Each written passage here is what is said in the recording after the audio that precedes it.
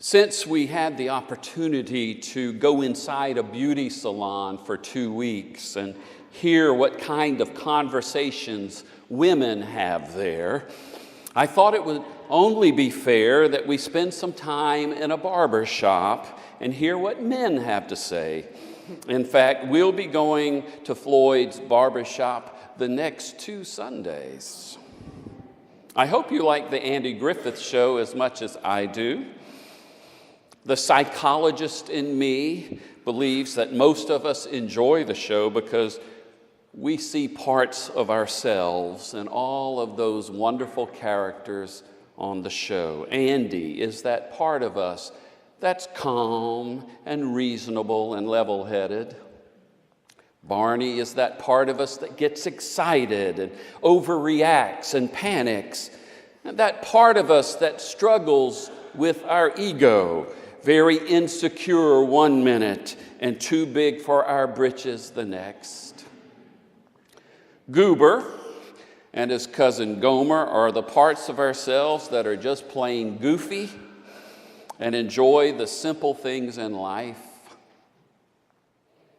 And Floyd.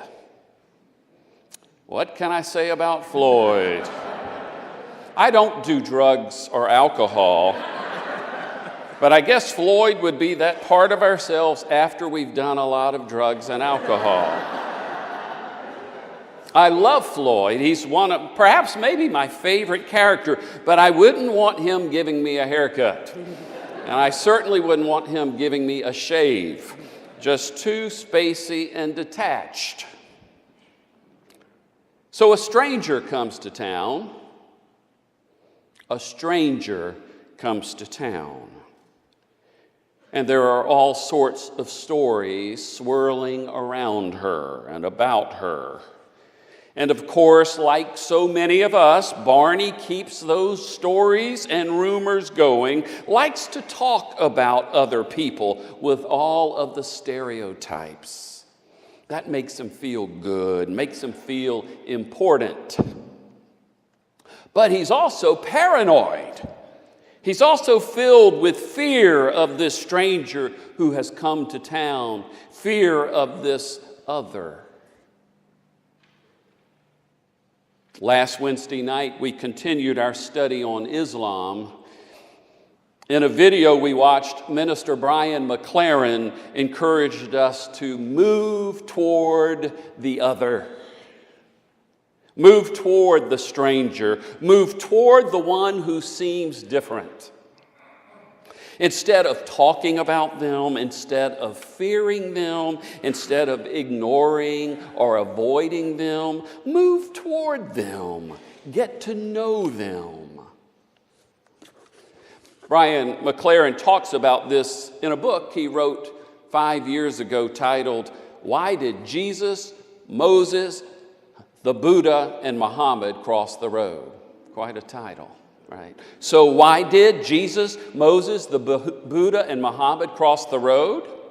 According to Brian McLaren, it wasn't just to get to the other side. It was get to the other side so they could meet each other, so they could be with each other, so they could get to know each other, so they could learn from each other, so they could celebrate each other, so they could show people how to live in love and peace together in spite of their differences. Brian's point is that these great leaders wouldn't be talking about each other. They wouldn't be fearing each other. They wouldn't be saying one is superior over the other. They would have great respect for one another. They would want to get together to learn from each other. They would want to be examples of people living in love and peace together. The kingdom of God on earth. So Brian says that's what we should be doing too, moving toward people of other religions, other cultures, other races. In our skit today, Betty Lynn crosses the road.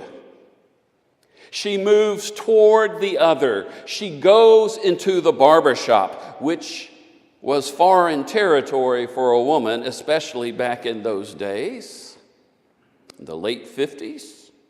But it's a good thing she did. If she hadn't, the rumors would still be flying around. The barriers between she and the people of Mayberry would be growing taller and thicker.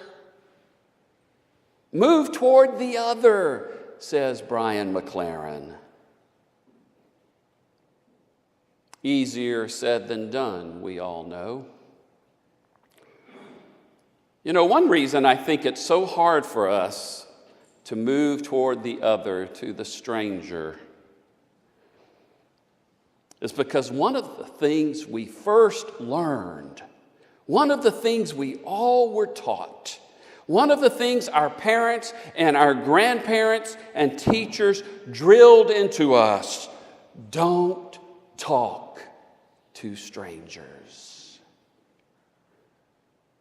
And there, of course, are very good reasons why a child should not talk to strangers. As children, we are vulnerable. It can be dangerous for a child to move toward the other. Don't talk to strangers. Don't move toward the stranger. Don't move toward one who is different, one you don't know. This is deeply, deeply embedded into us.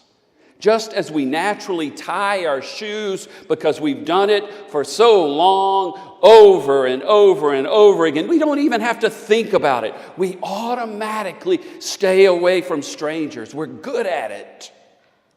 We've had lots and lots of practice. We grew up that way. And so we gravitate to who and what we know. And let's be honest, we are still vulnerable when we move toward the other. Even though we are older, we can still get hurt physically or emotionally, but we are no longer children. Another reason it's hard for us to move toward the other is because of our tribes. We all have tribes. Our family is a tribe, our friends, our clubs, our organizations, the people we tend to gather with, like at Floyd's barbershop. Those are our tribes. And many tribes, all tribes really, have their rules, both spoken and unspoken. And many have their prejudices, both spoken and unspoken. And it feels good to be part of something, to be included. So sometimes I don't move toward the other because the members of my tribe say it's wrong. They won't like it. I might get kicked out of the tribe. We see this all the time in politics, don't we? Even if a politician knows something is clearly wrong, he or she often defends it tooth and nail if their political tribe is for it, because they don't want to get kicked out, especially if that tribe has a lot to do with how they make a living. Our tribes are so powerful, and we need to come to terms with the control they can have on us. But our tribes can only control us if we allow them to. Jesus was constantly challenging his tribes. Constantly.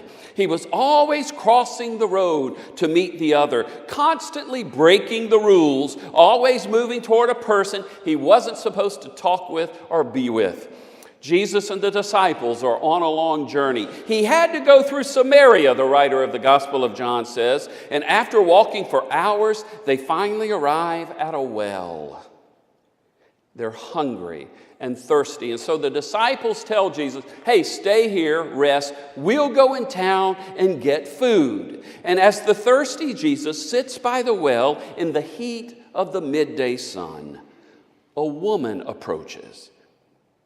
And now we have a very interesting situation, a situation that would have made a first century Jewish reader of this story very uncomfortable. The woman is a Samaritan. Jews and Samaritans had nothing to do with each other. They had cultivated a deep racial and religious hatred for each other. But here is this young Jew sitting at a well in Samaria, and he sees a Samaritan coming towards him. It's time for him to pull a Barney. It's time for him to get up and move, to get out of Dodge. If he doesn't move 100 feet away or so, he will be deemed impure. Furthermore, this is not just any old Samaritan. She is a she. And the law is perfectly clear that males, especially rabbis, are not to have anything to do with women in public. But instead of pulling a Barney and leaving, Jesus does the most astonishing thing for that day and time. He asks the Samaritan woman for a drink of water. He initiates a conversation. He moves toward the other. Sir, you know better than that. You're not supposed to be talking to me. If you knew who I was, you would ask me for a drink and I would give you living water. And then the conversation takes a very strange turn. We're about to find out something about the woman that makes it all the more urgent for Jesus to get out of there. Go get your husband, he tells her. I have no husband. You're right, says Jesus. You had 5 husbands, and now you're living with a man who is not your husband. And now the encounter has gotten way out of bounds. She's a Samaritan and a woman and a sinner. That's probably why she's coming to the well at noon in the heat of the day instead of the cooler morning or the cooler evening hours when women would usually go to the well. She is probably an outcast among her very own people. Now let me say this. She was a sinner according to that time and culture, but this is not a story about a woman who has lived in adultery or prostitution and Jesus has come to forgive her sins. I have heard way too many sermons that have said that that's what this story is about. This woman's been married 5 times. She's now living with a man, and Jesus comes along and forgives her and tells her to sin no more. That's not what this story is about, not even close. Jesus never mentions sin, nor does he mention forgiveness, because there's nothing here to forgive. This woman has nothing to be ashamed of. She has been married 5 times, but she had no choice. She had divorced 5 times, but she had no choice. In that culture, she had no choice in who she could marry, nor could she divorce a man. Only the men were able to make those decisions. So the men passed this woman around like a piece of meat. One man took her, then divorced her. Another took her, divorced her, and it happened again and again and again. And now another man has taken her. She did not choose. She had no power. Jesus tells this woman that she's been married 5 times, not to embarrass her, but to reveal to her who he is. That he is no ordinary person, that he is the Messiah. She's talking to the Son of God. He also tells her because he wants her to know that he knows that life has been difficult for her, that he understands her and her situation. And although she is considered a sinner at that time, he will converse with her. He will treat her as the valuable child of God she is. This is not a story about Jesus naming someone's faults. It's a story about building someone up who has been knocked down. And so Jesus and this woman have a long conversation. It's the longest recorded conversation Jesus has with anybody in the Gospels. The longest recorded conversation Jesus has with someone is with someone that he's not supposed to be talking to. Finally, the disciples get back, and they're horrified. What are you doing? Why are you talking to her? It was for them, I believe, one of the turning points. The light bulb went on for them. The great lessons he taught, it started to register with them what he was all about. What happens next is absolutely off the charts amazing. The woman becomes the first evangelist. She goes out to tell others about Jesus. She starts talking about him to people in ways his disciples have yet to do. She runs to the village and tells everyone about this amazing man who knew all about her and didn't reject her or condemn her or exclude her. She started moving towards the other. And then even more amazing, something more amazing happens. The Gospel of John tells us that many Samaritans believed. They not only believed, those impure Samaritans invited the little band of 12 Jews to do the unthinkable, to stay with them, to live with them. And the disciples accepted. Nothing like this had ever happened before. Ancient enemies, people who believed in the very depths of their hearts that the others were wrong and bad, and that contact with them was repugnant and unthinkable. Those people spent 2 days together. They must have eaten together. Must have shared dishes and utensils and cups. They must have slept under the same roofs. I bet they even had a party. I bet they had a banquet and drank a little wine. Men and women, Jews and Samaritans. And I bet before Jesus and his friends left to resume their journey, they even embraced the kingdom of God on earth. And it all started because someone moved toward the other.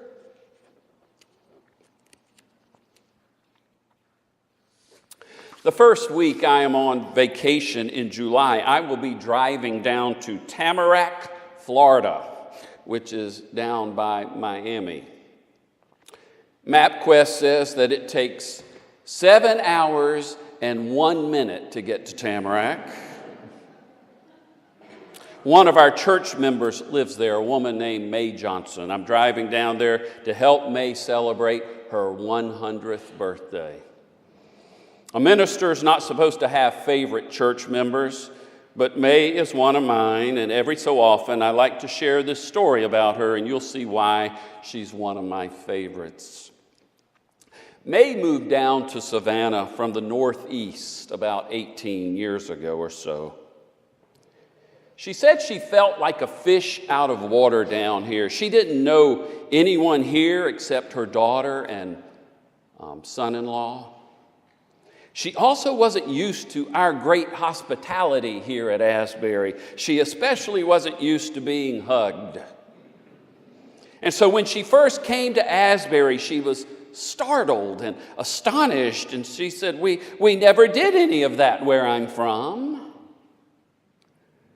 One day, May tried to be strong and meet people. She tried to move toward the other.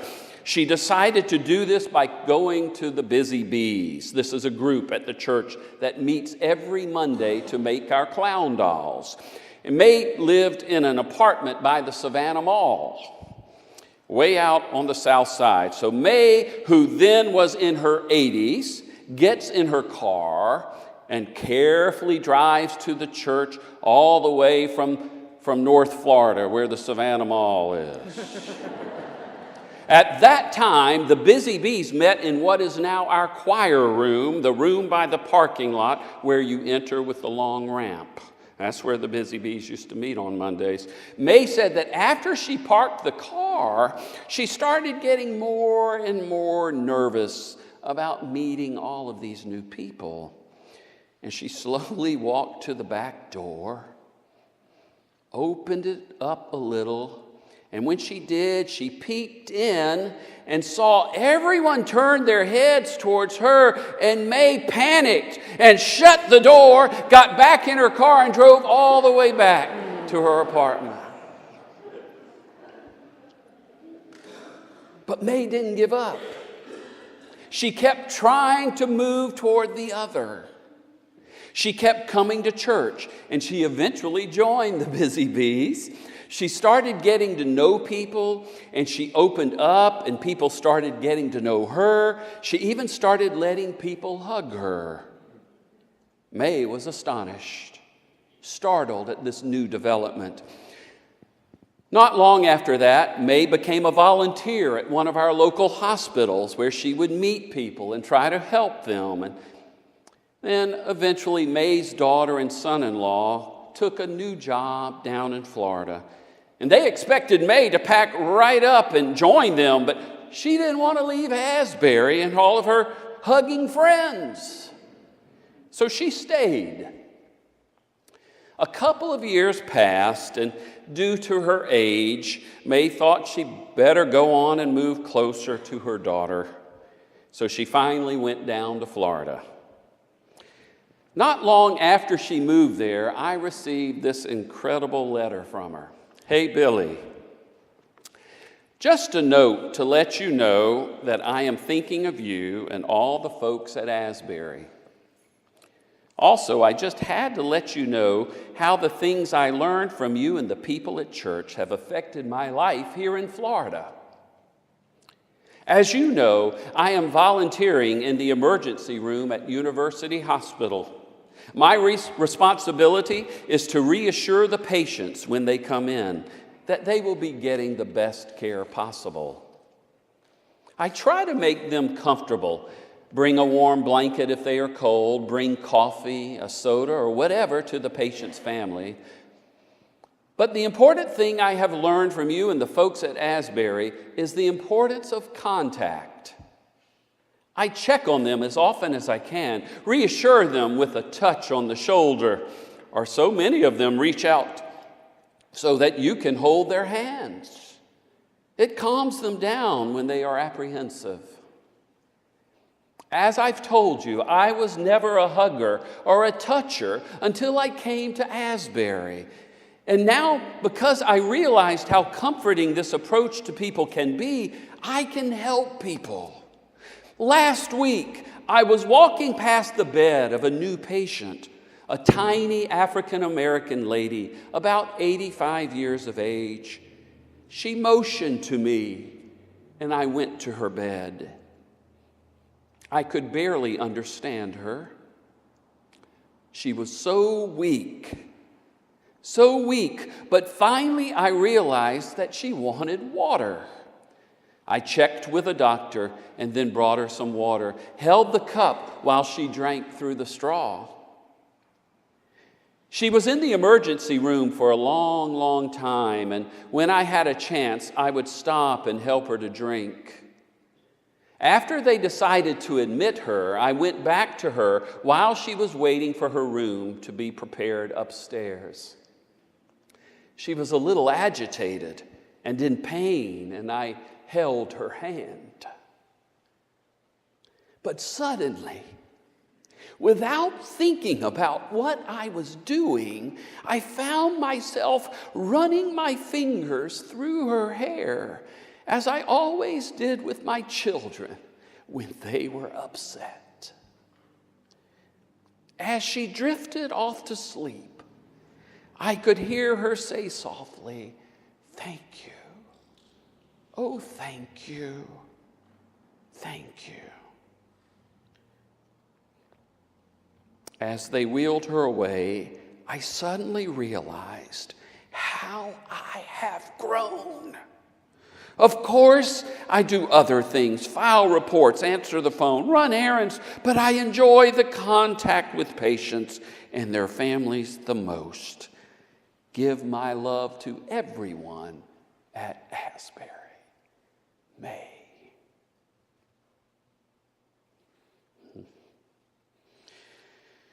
She said she suddenly realized at how she had grown. She was surprised, astonished.